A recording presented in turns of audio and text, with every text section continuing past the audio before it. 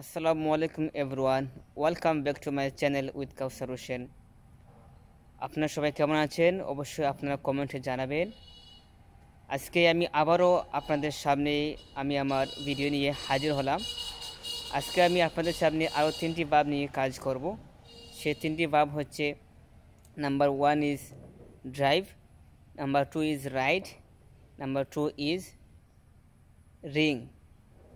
So আজকে আমি আবারও এই 3টি ভার্ব 3টি ফর্মে কীভাবে ইউজ করতে হয়, past tense, present tense, past participle form এবং এক্সাম্পল সহ আমি আপনাদের সামনে উপস্থাপন করব ইনশাআল্লাহ। তাহলে নাম্বার 1 ইজ রাইড। রাইড শব্দ অর্থ হচ্ছে গিয়ে চড়া, কোনো কিছু চড়া, যেমন বাইসাইকেল বা ঘোড়া, এনিথিং এলস হতে পারে, যেগুলো আগে আমরা চড়ি। তো রাইড দিয়ে যদি আমি বলি, তাহলে রাইড হচ্ছে প্রেজেন্ট টেন্স, রাইড এর পাস্ট টেন্স হচ্ছে রোড এবং রাইড এর পাস্ট পার্টিসিপল ফর্ম হচ্ছে রাইডেন। এখন যদি আমি 3টি ফর্মে 3টা এক্সাম্পল দিই, তাহলে বলতে হবে আমাকে I ride a bicycle every morning, or I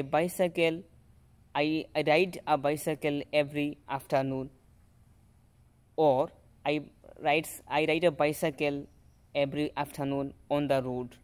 ওকে, তাহলে এটা গেলো প্রেজেন্ট টেন্স। এখন যদি আমি বলি পাস্ট টেন্সে, তাহলে আমাকে বলতে হবে I road a bicycle many times on the road. ঠিক আছে, রাইড, রোড, এর পরে হচ্ছে পাস্ট পার্টিসিপল ফ্রম রাইডেন।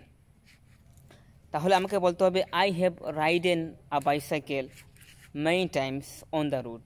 আই দিয়ে বললাম, আই দিয়ে বলে অবশ্যই আপনাকে হ্যাভ ইউজ করতে হবে, যেহেতু এইটা হচ্ছে পাস্ট পারসন। আর যদি আমি থার্ড পারসন সিঙ্গুলার নাম্বার দিয়ে কাজ করি, তাহলে আমাকে অবশ্যই বলতে হবে হ্যাজ। যেমন he has ridden a car on the road many times. Okay, বা he has ridden a bicycle just a moment ago. এইভাবে আপনারা ইউজ করতে পারে। তো তাহলে অবশ্যই আপনার মনে রাখতে হবে আয়ের সাথে have, R he or she বা করিম রহিম হলে অবশ্যই হ্যাজ আপনার ইউজ করতে হবে। যাই হোক, এরপরে হচ্ছে নাম্বার 2 হচ্ছে drive. Drive present tense, drive, drove, driven. এখন যদি আমি এক্সাম্পল দিই, তাহলে আমাকে বলতে হবে I drive a car every morning, or my father drives a car. দেখেন এইখানে আমি কী বলেছি, মাই ফাদার ড্রাইভস। ড্রাইভস কেন বললাম? মাই ফাদার হচ্ছে third person singular number. Third person singular number হলে অবশ্যই আপনারা ভার্বের সাথে এস বা ইএস যোগ করতে হবে। এটা হচ্ছে কি আরেকটি স্ট্রাকচার।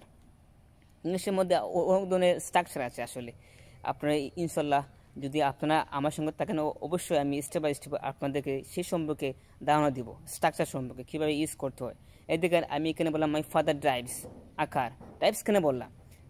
বলছি ওই কারণে মাই ফাদার হচ্ছে গিয়া third person singular number. Third person singular number হলেই ভার্বের সাথে এস বা ইএস যোগ করতে হয়। এবং কোন এস যোগ হবে, কোন ইএস যোগ হবে, এটা কিন্তু আরেকটি স্ট্রাকচার আছে। বুঝতে পারছেন?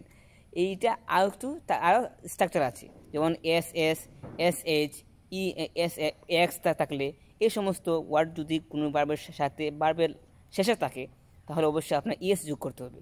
আর যদি থাকে না, তাহলে অবশ্যই আপনার ইএস যোগ করার কোনো প্রয়োজন নেই। ইএস যোগ করতে হয়। আর ইএস যোগ করতে হয় যখন S S, S H, x এই সমস্ত ওয়ার্ড যদি থাকে কোনো ভার্বের সাথে, ভার্বের শেষে, তাহলে অবশ্যই আপনার ইএস যোগ করতে হয়। এটা হচ্ছে আরেকটা স্ট্রাকচার। তাহলে আমি বললাম কি, my father drives a car on the road, present টেন্সে। এখন যদি আমি বলি পাস্ট টেন্সে, my father drove a car many times on the road. এরপর হচ্ছে রাইডেন, মানে first participle form, my father has driven a car on the road. এইটা হচ্ছে গিয়ে 3টি ফর্মে। এখন যদি আমি লাস্ট ওয়ান দিয়ে যদি বলি, লাস্ট ওয়ান ইজ রিং। তাহলে রিং শব্দ অর্থ সবাই জানে বেজে ওঠা। আমি যদি বলি the daftari rings a bell just a moment ago. দপ্তরি ঘন্টা বাজিয়েছে, বা দপ্তরি ঘন্টা বাজায়, একটু আগে দপ্তরি ঘন্টা বাজিয়েছে। তাহলে এইটা যদি আপনি বলতে না পারি, তাহলে আমাকে বলতে হবে I bell, I ring a bell, I ring a bell, আমি ঘন্টা বাজাই। আর যদি বলি পাস্ট টেন্সে, তাহলে আমাকে বলতে হবে I rang a bell just a moment ago, ও yesterday daftari rang a bell, yesterday গতকালকে দপ্তরি বেল বেজিয়েছিল, ঘন্টা বেজিয়েছিল। Yesterday daftari rang a bell past টেন্সে। আর পাস্ট পার্টিসিপল ফর্মে আমাকে বলতে হবে দ্য দপ্তরি হ্যাজ